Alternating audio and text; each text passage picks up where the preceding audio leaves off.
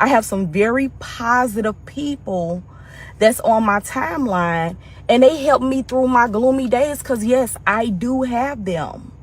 You know what I'm saying? Honestly, if I'm being totally, perfectly honest, I'm having one right now. You guys, I'm asking you one thing, because I really need it right now. I need prayer. 2 people, 1 marriage, 8 children between them, and a night that ended with both of them gone, leaving behind more questions than answers. For years, Ronnell and Keianna Burns were the kind of couple people pointed to as proof that you could build something real. A thriving business, a strong faith, a blended family that actually looked happy. Followers watched them grow a salon empire, expand a ministry, and even pitch a reality show about their lives. Then, on a Saturday night in November 2021, all of it stopped. What happened inside their Sandy Springs home that night still isn't fully settled. Not just emotionally, but officially. 2 different accounts exist of how it started. A legal case tied to it remains open years later, and the people who knew them best have never spoken publicly about what came next. So, by the end of this video, you'll understand how a couple that looked this solid from the outside ended up here, and why some of the most important questions about this case still don't have answers. Welcome back to Black Homicide Files. Today's case takes us to Sandy Springs, Georgia, and the story of Ronnell and Keianna Burns.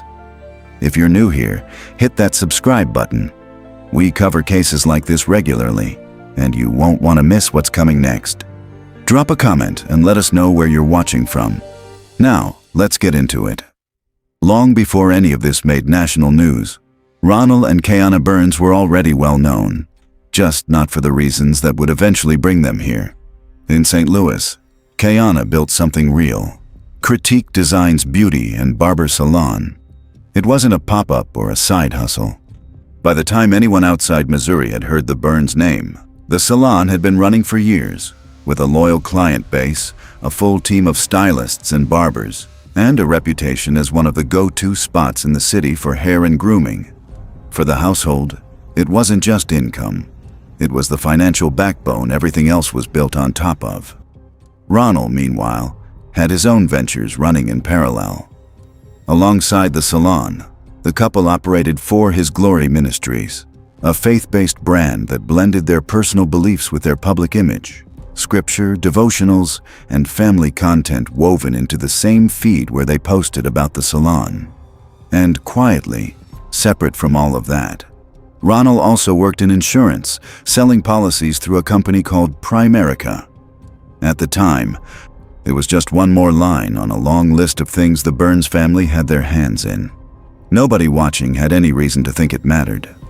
It would eventually, but not for years. What really set the Burns family apart online, though, wasn't any single business. It was the image of the whole package. There was a Maserati Levante, a gift from Ronnell to Keianna, proudly shown off online. There were videos of designer bags, Louis Vuitton, stacked in the trunk of a car, the kind of haul that gets shared specifically because it photographs well. The couple even filmed a pilot for a reality show called Meet the Burns, pitching their salon, their ministry, and their home life as something audiences would want to watch on a weekly basis. And through a coaching brand called 6 Figure Ambition, they took it one step further, selling other people on the idea that this lifestyle wasn't just something to watch, but something they could build for themselves. Here's a question worth sitting with for a moment. What does it actually take to build a public identity around being the example? Not just successful, the example. The couple other people are supposed to look at and think, that's what it looks like when it all comes together. Once you've built that identity, what happens if the reality underneath it doesn't match? Do you adjust the image? Do you try to make the reality catch up? Or do you just keep going, hoping nobody notices the gap? Because the Burns household wasn't actually the simple success story it looked like. And it wasn't a simple family, either. This was a blended household. 10 people under one roof, and with 8 children between them from previous relationships. That alone is a lot to manage even under the best circumstances. And Ronnell, for his part, had been married before, to a woman named Avis.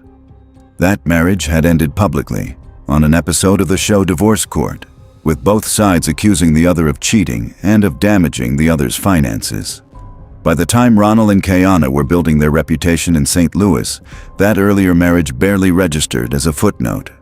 To the people watching online, it looked like exactly what it was supposed to look like. The past, safely behind them, replaced by something better. What nobody could see yet was how much of that past, the patterns, the pressures, the things that had gone wrong before, would find its way back into the present. By the spring of 2021, the Burns family packed up their lives in St. Louis and relocated to Atlanta. Publicly, the framing was simple: growth. Atlanta was a bigger market for critique designs, more room for the ministry to expand its reach, and new opportunities tied to Ronnell's work in insurance. To the thousands of people who'd been following the family's journey for years, it looked like exactly what it was presented as: a couple doubling down on success, taking the next logical step. What those followers didn't know was that this move wasn't happening from a position of strength. It was happening on top of years of financial strain that had never been part of the public story. Back in 2019, the Burns family had filed for bankruptcy, reporting debts well over $500,000. That's not a number that appears overnight. And it's not one that disappears overnight either. Whatever had caused that level of debt, and whatever it took to manage it, had been part of the family's reality for at least 2 years before the move to Atlanta.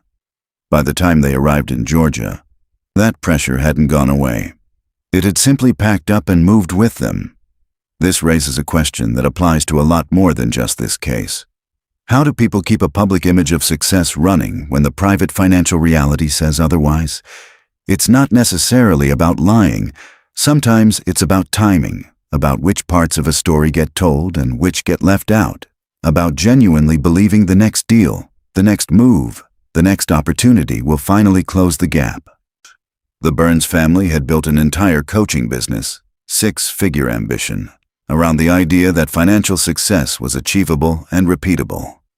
What does it do to two people, privately, to be teaching that message to thousands of followers while quietly carrying the opposite reality at home? And the financial pressure wasn't the only thing sitting underneath the surface. According to reports that surfaced after their deaths, Ronnell and Keianna had, at some point, discussed divorce. Not filed for one, discussed it. The difference matters because it suggests this wasn't necessarily a sudden, explosive realization. It was something that had been on the table, talked about, and then, as far as anyone outside the marriage could tell, set aside, or at least never acted on. Whatever those conversations looked like, whatever was said or left unsaid, none of it ever made it onto social media. None of it reached the followers who'd been watching this family's story for years. And yet, here's the detail that makes this case genuinely hard to process. When investigators later looked into the household, they found no record of domestic violence calls or complaints at the Atlanta address. None. Not one prior report that police were aware of going into that night. To anyone checking the official record, police, neighbors, even close friends, this looked like a stable home with no documented history of conflict at all. So by the second half of 2021, two completely different versions of the Burns household existed at the same time. One was visible, a family settling into a new city, still posting, still building, still smiling for the camera. And the other was invisible, a household carrying years of unresolved debt, and a marriage that had, by some accounts, already reached the point of discussing whether it should continue. From the outside, there was no way to know the second version existed at all. And that gap between what was shown and what was real was about to close in a way nobody could undo. A few weeks before November 6th, Keianna went live on Facebook, something she did fairly regularly as part of keeping the family's online presence active. This particular video, though, was different from the usual content. Instead of talking about the salon, the ministry, or the coaching business, she got personal.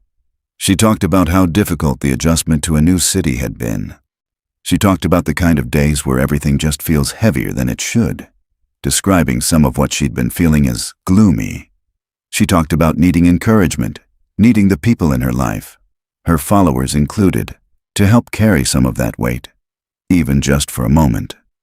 At the time, this read exactly like what it appeared to be, a vulnerable, honest moment from someone who'd built a career on positivity, choosing to be a little more real with her audience. People commented with support. Life went on. Nobody treated it as anything other than what it looked like on the surface. Looking back, though, it reads differently. Not because anything in the video itself changed, but because of what came after it. By Saturday, November 6th, the family's online presence looked exactly as it always had. That day, Keianna posted another video, lighter this time, showing her dancing and singing with her young daughter. It was the kind of clip that had become routine for the people following the family. A glimpse of ordinary, happy domestic life, filmed inside the home the family had recently moved into. If you were scrolling past it that afternoon, there was nothing at all, that would have made you stop. Here's a question worth asking. How often do any of us actually know what's happening in someone's life based on what they post? Not as a jab at social media, but as a genuine question about how much weight we put on a single video, a single post, a single glimpse, when deciding whether someone is okay. The Burns family had spent years building a feed that said everything was fine. On November 6th, that feed was still saying the same thing it always had. What those followers didn't see was what happened after the video was filmed. At some point that evening, the young daughter who'd been dancing on camera just hours earlier was no longer at the house. She'd been left with a relative, for reasons that, to this day, no one outside the family has explained, and that no one outside the family would have had any reason to ask about at the time. By just before 9 o'clock that night, the home was quiet. Whatever had been building underneath everything we've covered so far, the debt, the conversations about divorce, the pressure of maintaining an image that didn't match the reality behind it, had reached its breaking point. What happened next would end both of their lives, and it would leave behind a set of questions that, even now, I depend entirely on which account of that night you choose to believe. What happened inside that home on the night of November 6th isn't something every report agrees on. And the disagreement starts with the most basic question you'd expect to have a clear answer. How did police even find out? One account, attributed to police sources, says that Keianna herself made the call. In this version, she dialed 911, told dispatchers she had just shot her husband, and asked for officers to be sent to the home. When the first responders arrived, she was reportedly still alive, and life-saving efforts were made on the scene. A different account tells a noticeably different story. In this version, it wasn't Keianna who alerted police at all. It was the couple's teenage daughter, calling from somewhere else entirely. Reporting a domestic dispute taking place back at the family home. According to this account, neighbors told reporters they'd heard gunshots coming from inside the house before officers arrived on scene. Both versions place the timing at roughly the same point, just before 9 o'clock that night. But beyond the timing, they diverge sharply. Who made contact with police, from where, and in what state? To date, there is no single, confirmed account that resolves which version actually happened. And this isn't just a minor reporting discrepancy.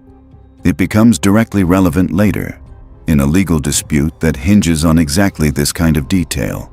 Who did what, and in what order? What is consistent across every outlet, every report, every version of this story, is the statement that came afterward from Sandy Springs Police Sergeant Salvador Ortega.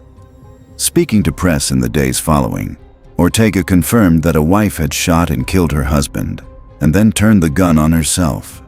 He added one more detail that mattered. No one else was present in the home at the time it happened. That last point answers a question a lot of viewers are probably already asking. Where were the kids?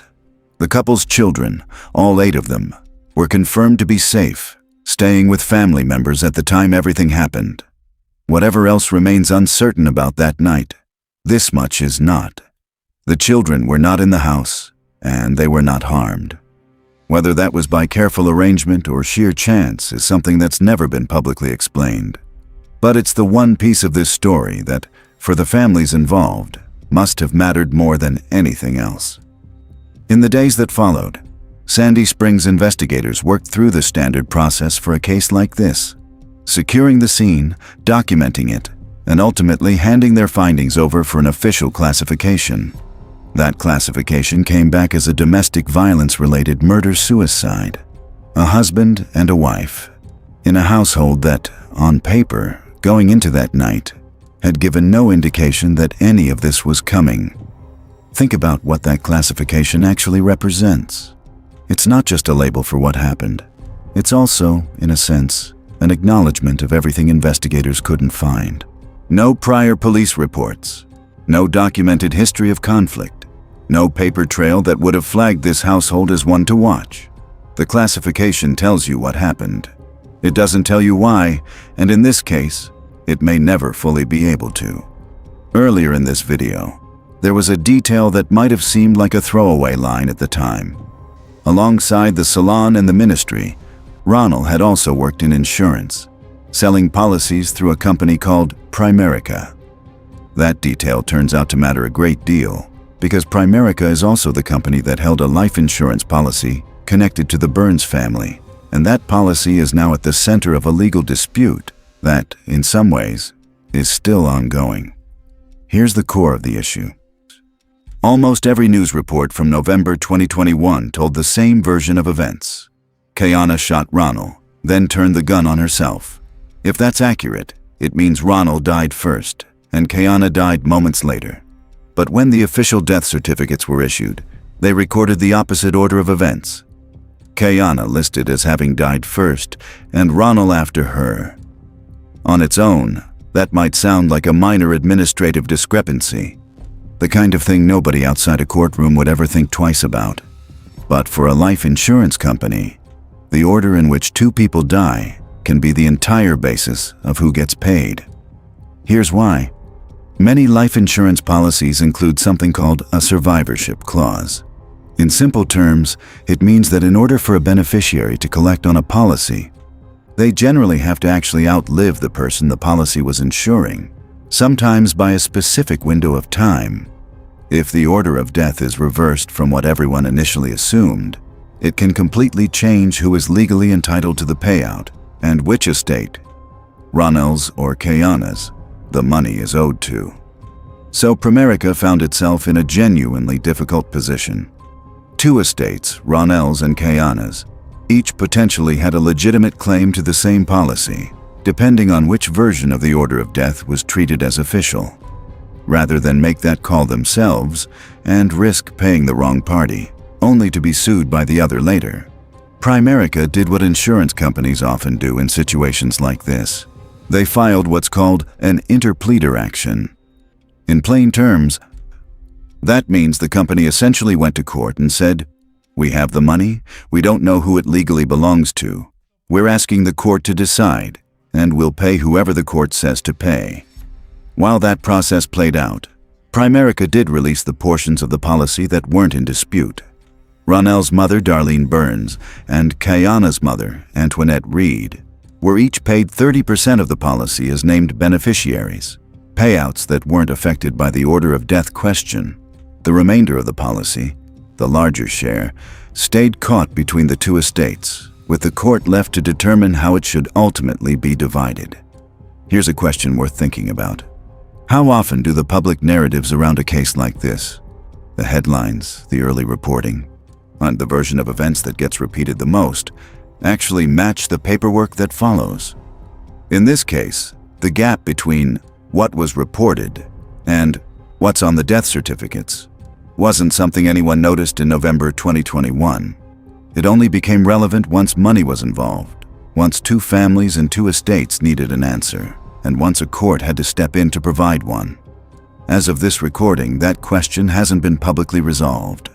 The interpleader case remains part of the legal record, working its way through the system years after the events it's based on. And somewhere in the middle of it are two families, Ronnell's and Keianna's, who, on top of everything else, are now also working through a legal process that exists specifically because the official version of how their loved ones died doesn't match the version that was told to the public. At the start of this video, we asked how a family that looked this complete, this put together, this successful, could end the way it did. By now, you've seen the answer isn't a single moment, and it isn't a single cause. It's a combination. Years of financial pressure that never made it into the public story. A marriage that had reached the point of discussing its own end. An image that kept running on autopilot, even as the reality behind it changed. And a final night that, even now, different sources describe differently. One thing this case doesn't give us is closure for the people who are left behind.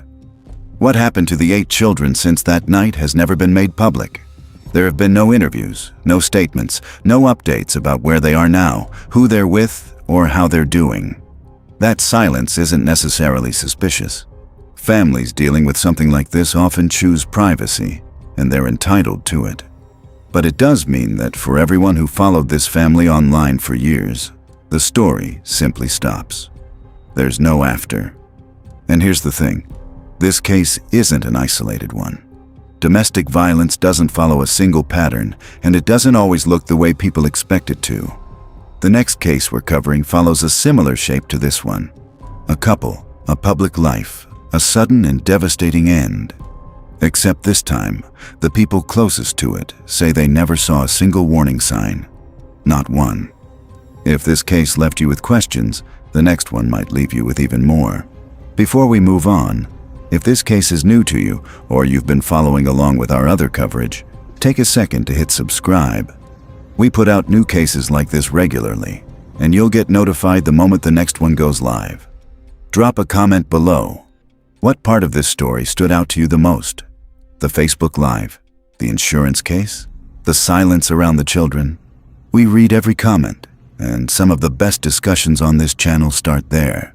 Stick around. Case 2 starts right now.